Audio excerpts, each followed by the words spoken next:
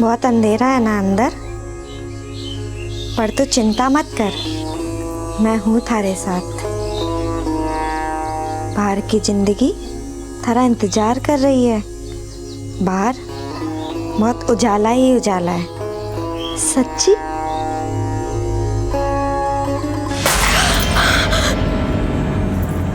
कौन है? कौन है वहां पर? कौन है?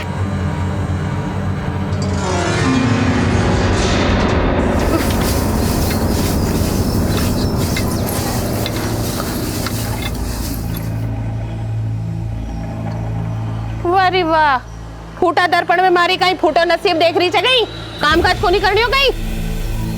आज सूरज देवता सर पे चढ़े हुए हैं और थारे घर वाले की भूख भी कलेजे मारे चढ़ रही होगी, जब इन्हें खाना दे रहा। और जन्मे की ममता में जीते जागतों को फर्ज मत भूल। गृहस्थी की बेड़ियों में पांव तक कितना भी भारी हो चलनो पड़े है वो, पर ना इन्हें तो उड़ान भरनी है। वंश परंपरा तो जाए भाड़ में।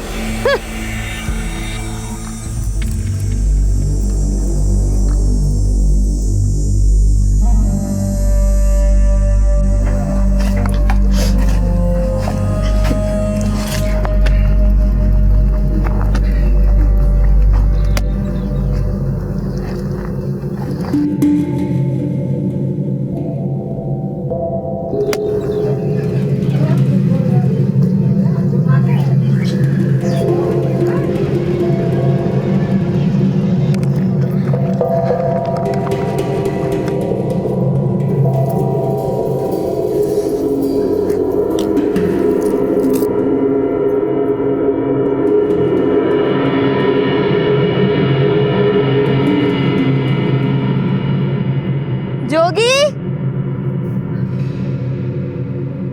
जोगी जी,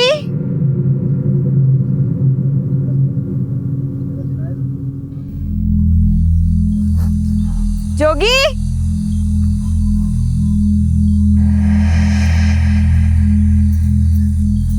जोगी,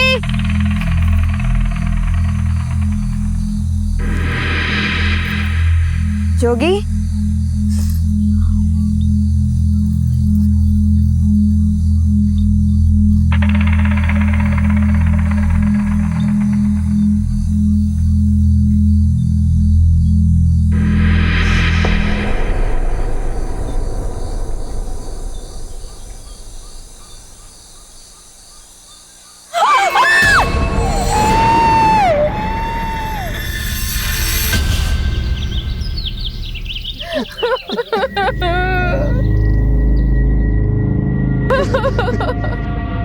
मने पते का मुंह दिखाना भी नसीब कौन करा रे।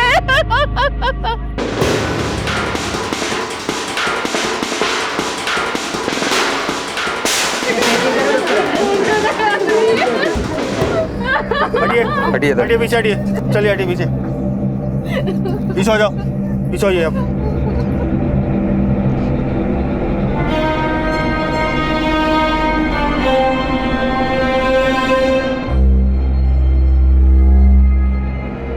अरे ये सब उस रुक्मणी डायन का किया धरा है साहब। और डायन मारे मारे इसने खा गई साहब। लाश को पोस्टमार्टम के लिए भेजो। Okay sir. पैरों तले जमीन खिसक जाना, इस कहावत की अनुभूति से भी ज्यादा विचलित कर देने वाली ये घटना राजस्थान भीलवाड़ा के मौदा गांव में घटी। हमलावर गर्भवती कजरी के दोनों पैर काट कर ले गए और उसके बचे खुचे शरीर ने तड़प तड़प कर प्राण छोड़ दिए। उसके निढाल अपाहिज शरीर में पल रहा बच्चा गर्भ के अंधेरे में ही जिंदगी की रोशनी से महरूम रह गया। कजरी का पति जोगी और सास अरुणा सख्ते में थे। अपने पैरों के पंजों की छाप लिए गृह प्रवेश करने वाली बहू अपने पंजों के बगैर हमेशा के लिए विदा हो गई थी और अपने पीछे छोड़ गई थी एक सवाल कि उसकी इस निर्मम हत्या को अंजाम देने वाला हत्यारा कौन था। कजरी की सास अरुणा की रुदाली के चीखते स्वर किसी रुकमई को दोषी ठहरा रहे थे। आखिर कौन थी ये रुकमई और क्या वाकई में उसने कजरी की हत्या की थी? अपराध की ये बेहद संगीन घटना थी जिसके रहस्यमय कारणों की गुत्थी सुलझाने में पुलिस बड़ी मुस्तैदी से जुट गई।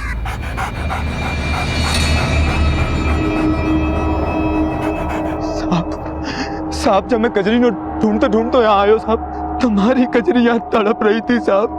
ढूंढता आयो मतलब? वो तो खाना देने आई थी ना तुझे। नहीं नहीं साहब, मैं तो यहाँ था ही नहीं, मैं तो पास वाले गांव में खाद लेने गया था साहब। हमने सोचा साहब अब ऐसी हालत में उसका यहाँ आना ठीक नहीं है, तो वापसी में मैं खुद ही खाना खा के आ जाऊँ। लेकिन जब मैं घर पहुंचा साहब,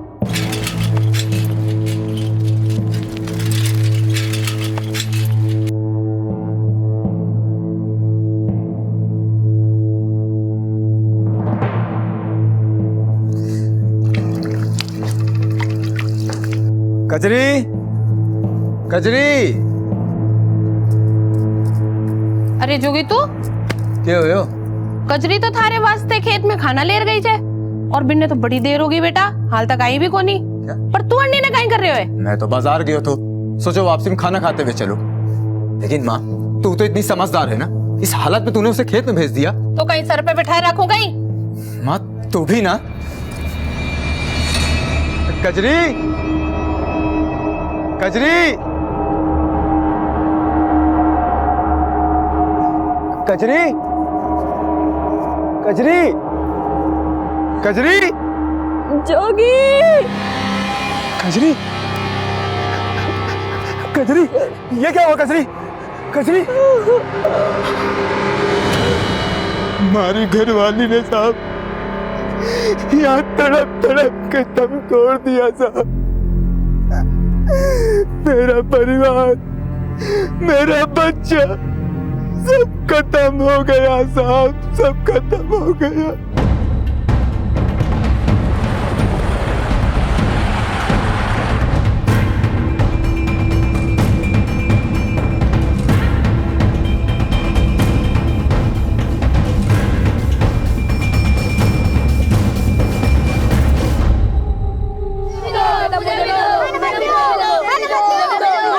हटो बच्चों, हटो हटो। क्या रहे? दही दे, खा जाएगी सब। इधर दही दे, इधर। क्या नाम है तुम्हारा? रुकमई साहब।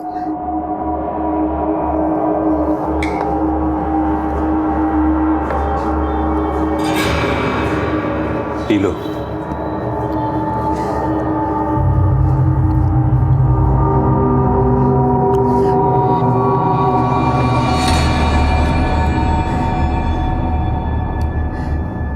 साहब, मैं सच कहूं साहब, मैंने कजरी को कोनी मारे हो साहब। लेकिन गांव वाले कहते हैं सिर्फ कजरी ही नहीं, तुमने गांव के और भी नवजात शिशुओं को मारा है। क्यों?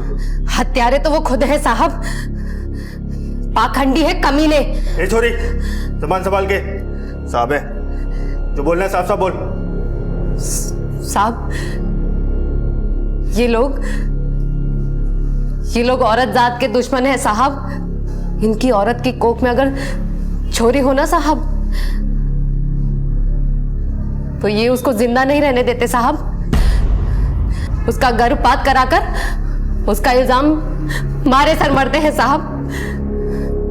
साहब, कजरी साल भर पहले भी पेट से थी साहब।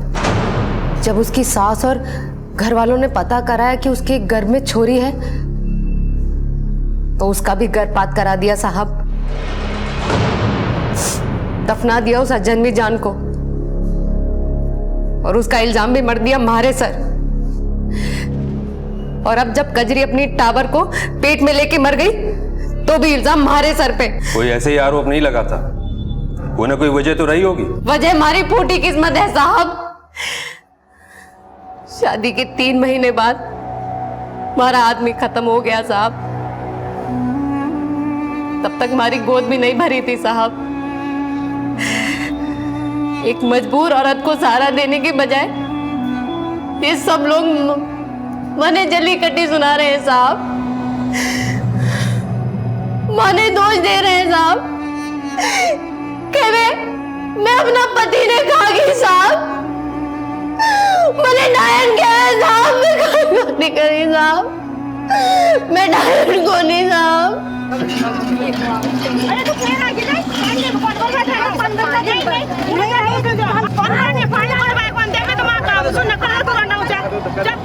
पहले ये लोग मुझे अभागन बोलते, मेरे साय से भी दूर भागते, जैसे मैं कोई छुआछूत की मरीज हूँ। बाबू साहब, बाबू साहब।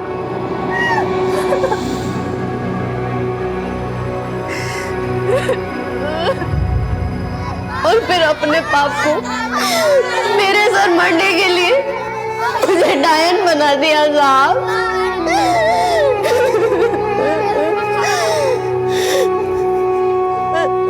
जिस औरत की गोद सूनी रह गई हो साहब, वो तो बच्चों से प्यार करेगी ना साहब। ये लोग अपने बच्चों को मेरे पास नहीं आने देते साहब। कहते मैं डायन हूँ, मैं हत्यारन हूँ, लेकिन धरती माता की सौगंध साहब, मैंने किसी को नहीं मारा साहब। कजरी को मैंने नहीं मारा। मैं नहीं हूँ डायन साहब, मैंने किसी के बच्चे को नहीं मारा साहब। रोइए नहीं, अब आप जा सकती हैं।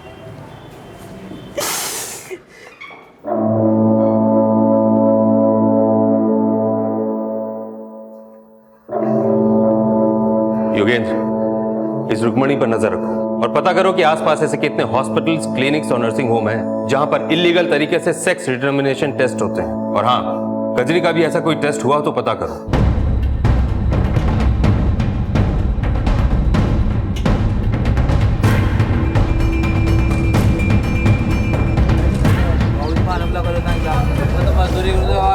अच्छा, राम राम भाया। राम राम सर, राम राम। और कैसे हो? बस ठीक है सर।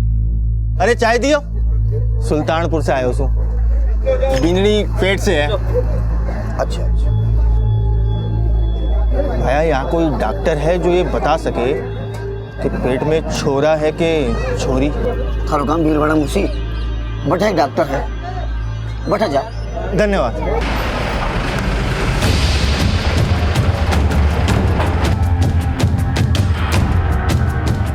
डॉक्टर, ओ भाई चलो, हमें आपकी क्लिनिक की तलाशी लेनी है। लेकिन क्यों? सर्च वारंट है हमारे पास। लेकिन सर आप मुझे बताएंगे सर हुआ क्या है? अभी सब पता चल जाएगा। सर आपको कोई गलतफहमी हुई होगी। सर उसमें पेशेंट्स की फाइल्स है। सर यहाँ पे पेशेंट्स की। ये देखिए। ले चलो इन्हें साथ में। चलिए डॉक्टर साहब। लेकिन हुआ क्या है? अभी सब पता चलेगा, आइए साथ। अरे आप बताएंगे नहीं क्या?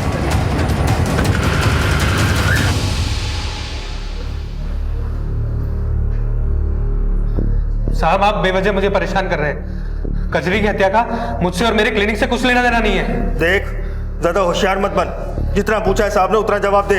इसके खिलाफ चार्जशीट तैयार करो। ये अपनी क्लिनिक में गैर कानूनी तरीके से सेक्स डिटर्मिनेशन टेस्ट करता है। बोलेगा या करूं तेरे खिलाफ केस फाइल? साहब बताता हूँ। वो पिछले साल कजरी का अबॉर्शन मैंने ही किया था और फिर 2 महीने पहले उसका पति और उसकी सास दोनों मेरे क्लिनिक आए थे उसका अबॉर्शन फिर से करवाने।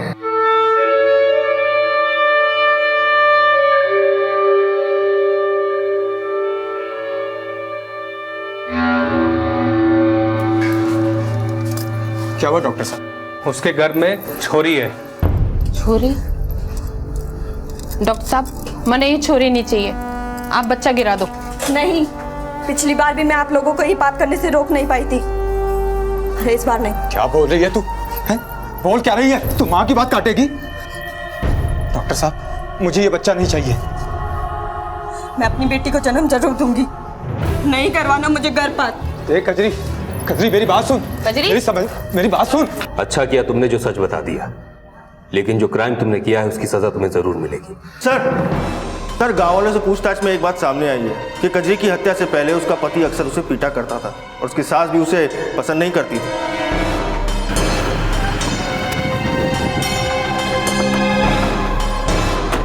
चल जोगी, तेरा काम खत्म। कहाँ हो साहब? अम्मा को पकड़ो अंदर से। कहाँ हो साहब? अरे मैडम, हुआ क्या मैडम? चलो चलो बैठो।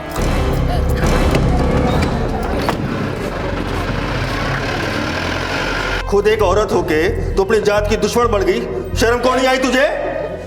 साहब, वंश छोरियों से को नहीं, छोरों से आगे बढ़े हैं साहब। न सब बाड़े हो साहब, लेकिन वो न तो हमारी कोई बात सुनती थी न समझती थी साहब। बस इसी बात से गुस्सा था, लेकिन उसे मारा नहीं साहब हम लोगों ने। जो एक अजन्मी छोरी को मार सकते हैं, वो एक बेसहारा गर्भवती को तो मार ही सकते हैं। ऐसे ही अपनी घरवाली को पीटा था ना, जबकि वो गर्भवती थी। नहीं साहब, नहीं साहब। जब तक ये अपने गुनाह कबूल नहीं कर लेते, इन्हें यही पड़ा रहने दो। माफ कर दो साहब।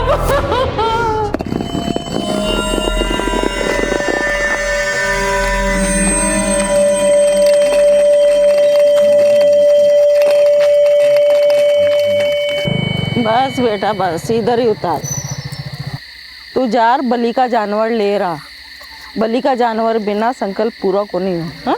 ठीक है माँ, जा बैठे पूजा कर। मैं जानवर लेके आ रहे हूँ। हाँ।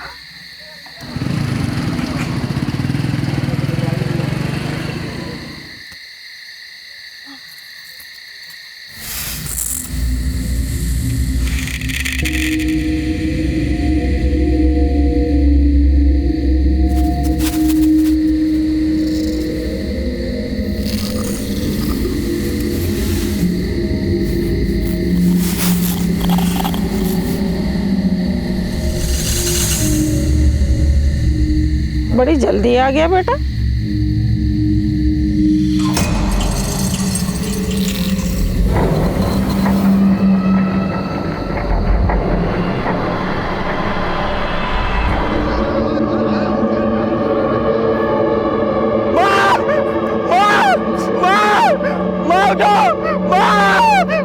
क्या हो गया? अपने कुल देवता को प्रसन्न करने के अंधविश्वास में जानवर की बलि चढ़ाने आई बूढ़ी अम्मा को खुद किसी ने मौत की बलि चढ़ा दिया। देवस्थान कहा जाने वाला ये वीराना एक भयानक मंजर का प्रतीक बनकर रह गया। खून के धब्बे, कटी फटी लाश और चील कौओं की ललचाई चीखें गांव वालों के अंदर कपकपी पैदा कर रही थी। लेकिन वहां कुछ ऐसे नासमझ भी थे जो इस हत्या को अपने खोखले अंदाजे लगाकर नरबली जैसी भ्रांतियां फैला रहे थे। पुलिस जब घटनास्थल पर पहुंची तो उन्हें बूढ़ी अम्मा और कजरी की हत्याओं में समानताएं दिखाई दी। हत्यारे दोनों ही पीड़ितों की टांगे काट कर ले गए थे। क्या पुलिस को यहाँ कोई ऐसा सुराग मिलेगा जो उन्हें अपराधियों तक ले जाए? लाश को पोस्टमार्टम के लिए भेजो।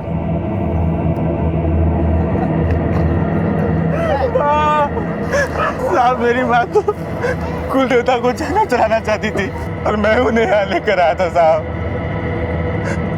उन्हें यहाँ छोड़कर मैं जानवर लेने चला गया साहब, और जब मैं वहां से आया तो तुम्हें किसी पे शक है? मुझे कुछ समझ में नहीं आ रहा साहब। भला मेरी माँ को कोई ऐसे क्यों मारेगा? योगेन, आसपास देखो, कहीं ना कहीं कोई ना कोई सुराग हमें जरूर मिलेगा।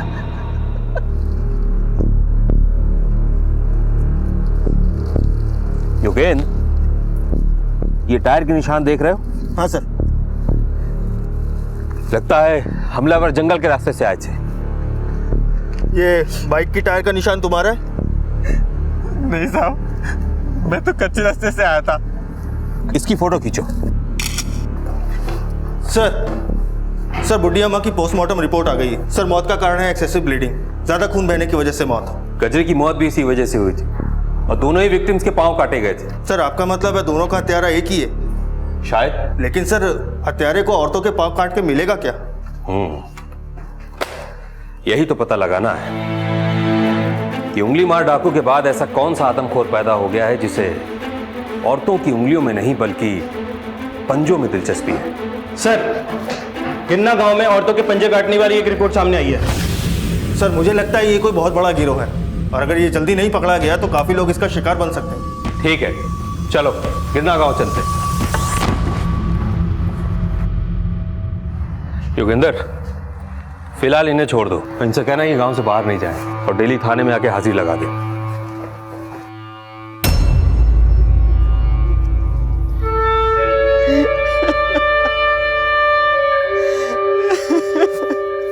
साहब काले कोई बारसू पत्थर फेंकियो। कौन है? कौन है? कौन था वो? मालूम को नहीं साहब, हमारी घरवाली बोली कोई दिखाई को नहीं दियो। जब तुम्हारी घरवाली के साथ ये हादसा हुआ तो उसके साथ कोई था? मर बैठो हो साहब। बेटा, क्या तुम हमें बता सकते हो ये सब तुम्हारी माँ के साथ कैसे हुआ?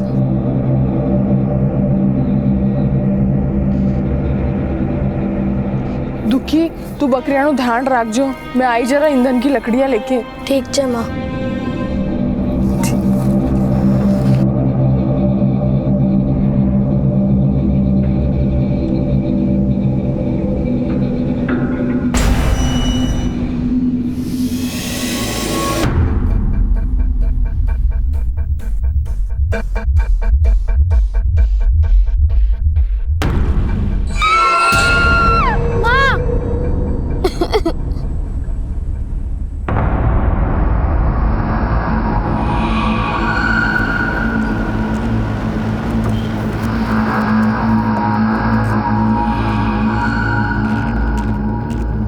किधर है बेटा? सर वो रही जगह।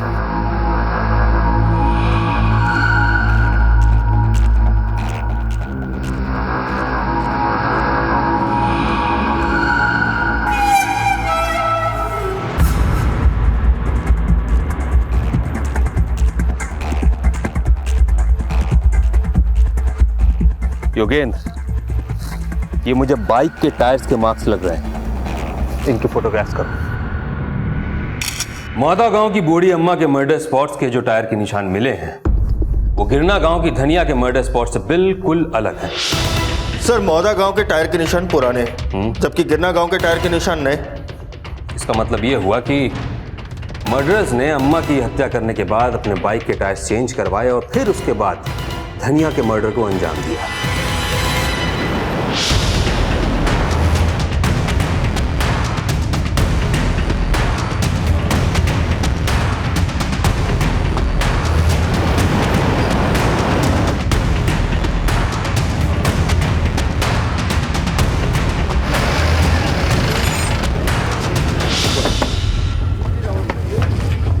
सुनो, क्या तुम्हारे पास दो लड़के आए थे बाइक के टायर ट्यूब्स चेंज करवाने? हाँ साहब, परसों दो लड़के अपनी पंचर मोटरसाइकिल लेकर आए थे। टायर की हालत बहुत खराब थी साहब, जैसे जबरदस्ती 5-6 किलोमीटर पंचर टायर को रगड़ते लाए हूँ। किस तरफ से आए थे? साहब इतना तो ध्यान नहीं दिया, पर हाँ साहब, टायर में मोटे मोटे कांटे गड़े हुए थे, शायद बंजड़ बिहड़ की ओर से आए थे साहब। हमारे स्केच आर्टिस्ट को उनका हुलिया बता सकते हो?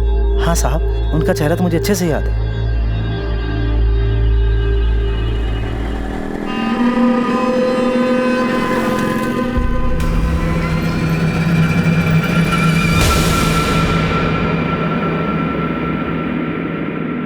जल्दी जल्दी खाना बांध दे, आज फिर देर हो गई है।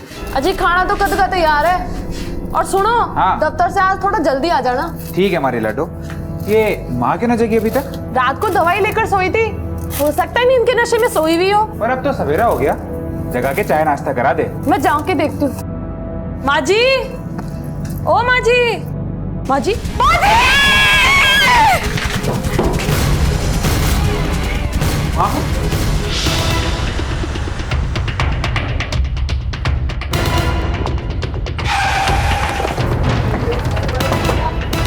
हटो पीछे, पीछे हटो।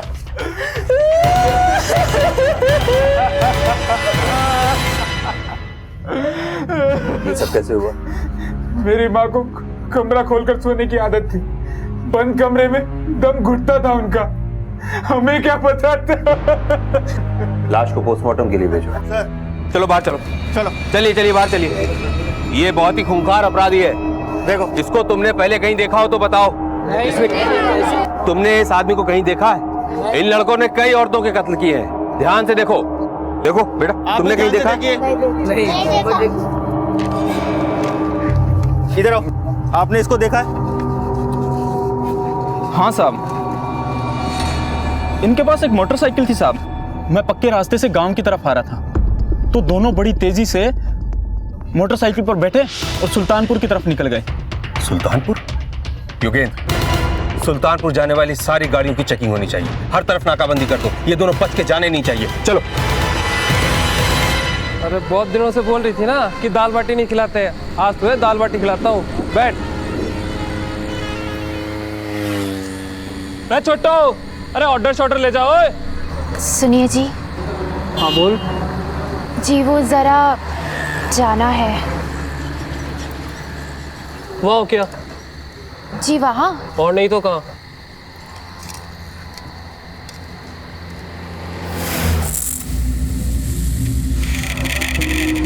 सुनिए जी। हाँ बोल। जी वहाँ तो बड़ा सुनसान है, आप भी साथ चलिए ना। अरे थारे साथ 7 जन्म जीने मरने की कसमें खाई है, इसका मतलब यह तो नहीं है कि जहाँ भी जाएगी माने साथ लेके जाएगी। जा जा जल्दी जा। हो क्या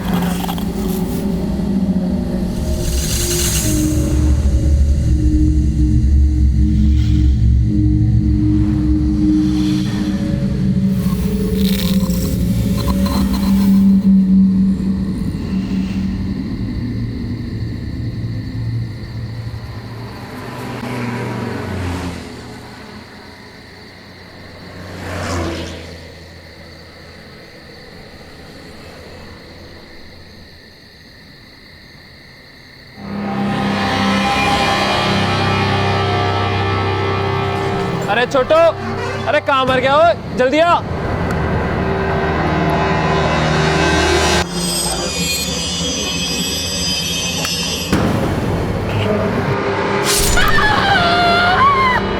कालिंदी,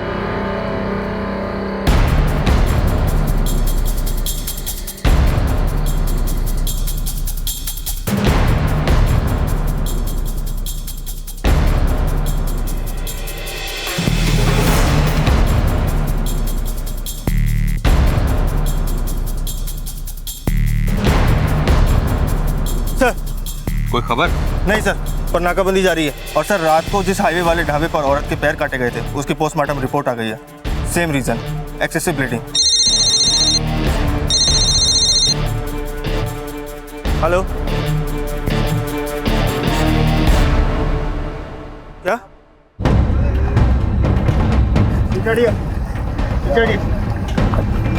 साहब मैंने ही फोन किया था आपको। कटे पैरों का डीएनए टेस्ट हो गया है। कजरी, धनिया, बुढ़िया मोया समेत जितने भी विक्टिम्स थे सभी के डीएनए टेस्ट मैच हो गए और वो कटे पैरों के हिस्से उन्हीं के थे सर। Any other information? एक बात और सामने आई है, जितने भी विक्टिम्स के पैर कटे थे उनके पैरों में चांदी के कड़े थे और बुढ़ी अम्मा के पैरों में तो आधा किलो के कड़े थे सर। इसका मतलब ये हुआ कि उन हमलावरों ने उन औरतों के पांव को सिर्फ इसलिए काटा क्योंकि उन्होंने उसमें चांदी के कड़े पहने हुए थे। Come with me. ये रहा भिलवाड़ा, राइट? मौदा, वर्दी, गिरना, जसदा और सुल्तानपुर, इन्हीं इलाकों के बीच में सारी वारदात हो रही है, isn't it? हमने यहां हर जगह नाकाबंदी कर रखी है, लेकिन फिर भी वो हमलावर हमारी गिरफ्त में नहीं आ पाए हैं। ये यहीं रह के ऑपरेट कर रहे हैं। योगेंद्र, वो चांदी बेचते हैं। समझ गया सर। इन इलाकों में जितनी भी गहनों की दुकानें हैं सब जगह तहकीकात करते हैं। औरतों के पैर काटकर उन्हें जान से मार देने की एक के बाद एक घटती वारदातों ने पुलिस की जांच के सारे समीकरण बदल दिए। कजरी की हत्या के बाद गैर कानूनी लिंग परीक्षण और भ्रूण हत्या से जुड़े संगीन आपराधिक मामले सामने तो आए, लेकिन इन सभी हत्याओं का जो असली कारण सामने आया उसने सबके रोंगटे खड़े कर दिए। औरतों के पैरों के चांदी के कड़े चुराने के लिए यह गिरोह औरतों के पैर काट कर ले जाता था। औरतों के पैरों में चांदी के कड़े, राजस्थान का यह परंपरागत श्रृंगार का सामान इंसानी हाड़ मांस से ज्यादा कीमती हो गया। कजरी, बूढ़ी अम्मा और धनिया समेत न जाने कितनी मासूम औरतें चांदी पहनने की कीमत अपनी जान देकर चुका गई। इन निर्मम हत्याओं के सिलसिले को रोक पाना पुलिस के बस के बाहर होता जा रहा था, लेकिन फिर भी उन्होंने इस गिरोह तक पहुंचने में कोई कमी नहीं छोड़ी। पर क्या उनकी ये कोशिशें इस गिरोह का पर्दाफाश कर पाएंगी?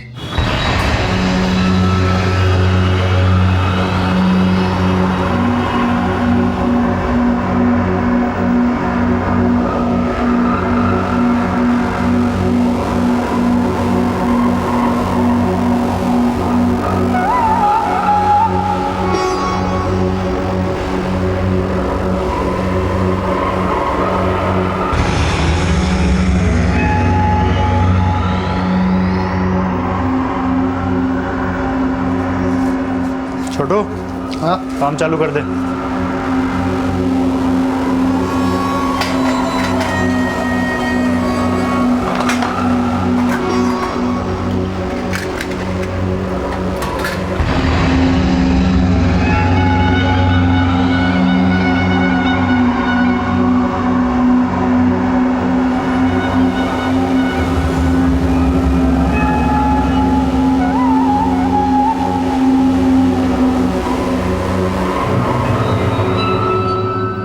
वो पूरा इलाका छान मारो, समझ में आया तुम्हें?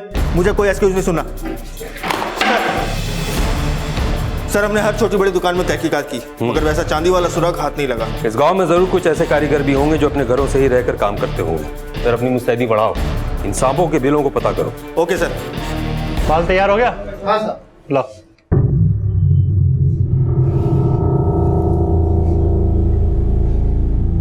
हींग लागे ना फिटकरी और रंग भी आवे चोखा।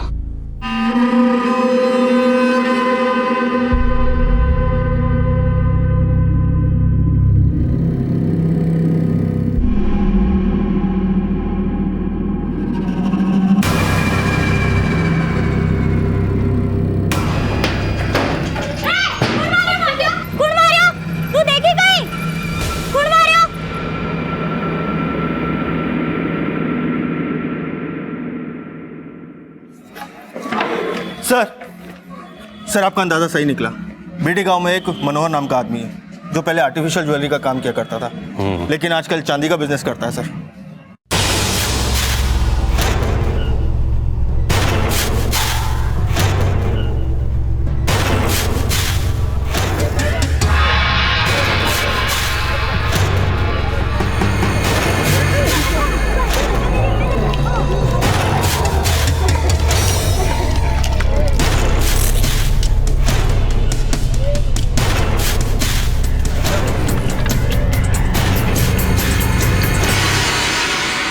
अरे रोटी पानी बनाती रहोगी कि खाने को भी दोगी? अरे थारे वास्ते ही रोटी बना रही हूँ, आजा बैठ जा।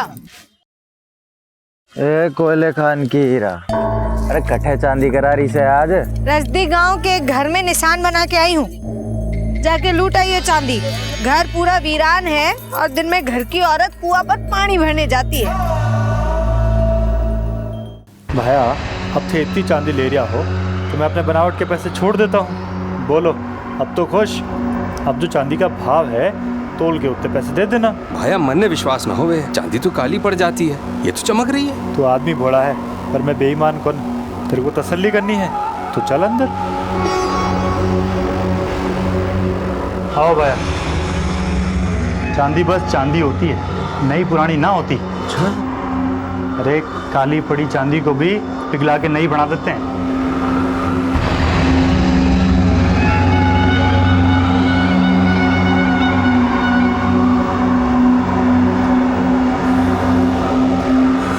क्यों भाया, अब हुई तसल्ली? तसल्ली तो हमें तब होगी जब तुम ये बताओगे कि ये चांदी तुम्हें देता कौन है। चल क्या छोड़ो, बताता हूँ साहब, बस करो साहब, बताता हूँ मैं साहब। दो बंजारन है साहब, पता नहीं कहाँ से चांदी के भारी भारी कड़े लेके आती है साहब। सच कह रहा हूँ साहब, इससे ज्यादा मैं कुछ नहीं जानता साहब। मैं तो बस उससे चांदी खरीद लेता हूँ साहब कम दाम पे। कहाँ रहती है वो?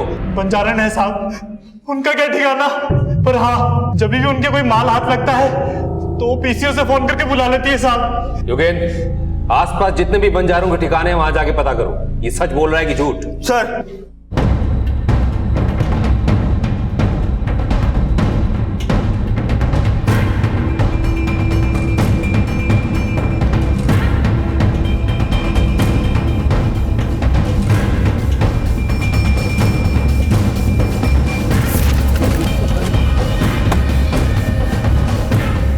अंदर जाके चेक करो, जाओ तुम ही जाओ।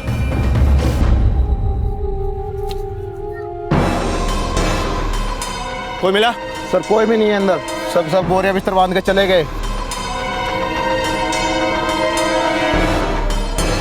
सर बीडी गांव के पास एक बंजारों का ठिकाना है, लेकिन यहाँ कोई नहीं मिला, लगता है सब भाग गए। Okay sir.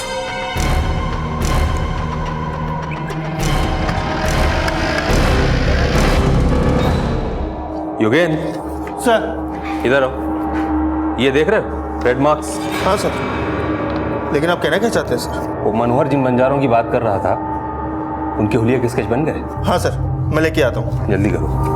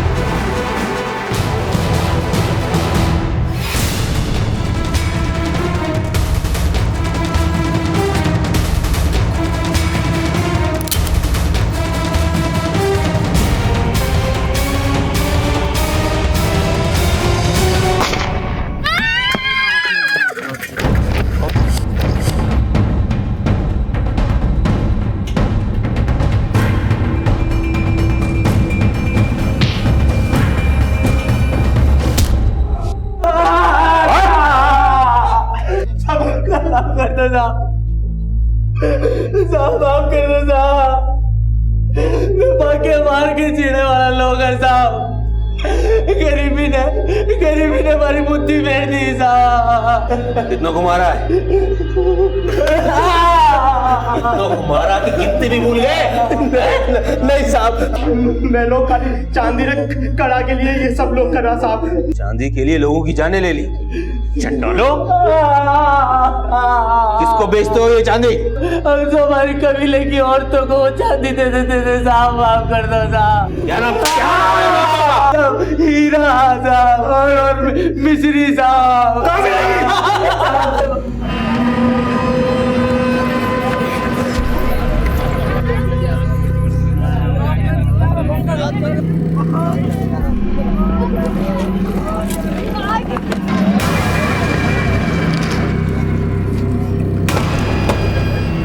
हटो, पीछे पीछे। चलो सब साइड में जाओ, इधर आओ, लाइन से खड़े हो। देखो, हमें सिर्फ हीरा, मिश्री और सेफ्टी से मतलब है। उन तीनों को हमारे हवाले कर दो, हम तुम्हें छोड़ देंगे। ये देखो, इनको कहीं देखा है? देखो है? सब साइड में हो। ये लोग मुंह क्यों ढके? हटाओ सबका। ओह, तो तू है? मैंने हाथ ना लगाया। हाँ, पहना सबको हथकड़ी, ले चलो। अरे हट, चलो। साहब बताते हैं साहब, हमने कुछ नहीं किया साहब। हम तो लोहा लंगर बीन कर बर्तन बनाते हैं साहब, पर अब हमारे बर्तन कौन खरीदता है? पहले की बात और थी साहब, पर अब हम बंजारों को कौन पूछता है साहब, इसलिए ना पेट भरने के लिए चांदी लूट कर बेचना शुरू कर दिया और उन मासूम औरतों की जानें ले ली। नहीं नहीं साहब, हमने किसी को नहीं मारा साहब, हमने किसी को नहीं मारा। मैं तो गांव-गांव जाकर ऐसे घर तलाशती थी जहां पर आदमी कम और औरतें अकेली रहती हूँ, और उस घर के बाहर लाल रंग का निशान बना देते थे।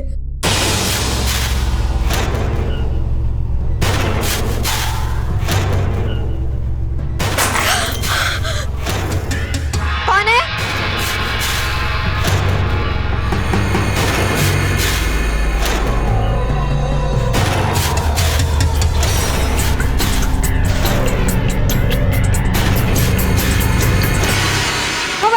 जाकर चांदी लूट कर लाते थे साहब, हमने कुछ नहीं किया साहब। तुम्हारे उन्हीं निशानों के बदौलत तुम हमारे निशाने तक पहुंच गए।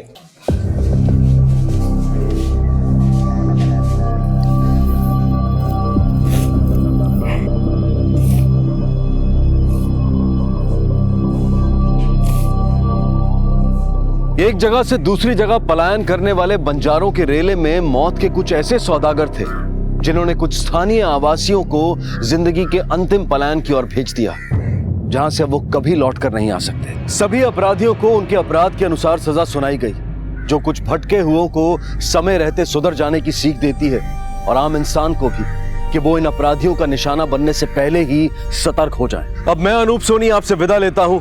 फिर मुलाकात होगी अगले एपिसोड में एक और चौंका देने वाले केस के साथ। तब तक अपना और अपने परिवार का ख्याल रखें और देखते रहें क्राइम पेट्रोल डायल 100। सबक एक को सीख हम सबको। जय हिंद। इस तरह के और भी एपिसोड देखने के लिए हमारे चैनल को सब्सक्राइब करें और बेल आइकन दबाना ना भूलें।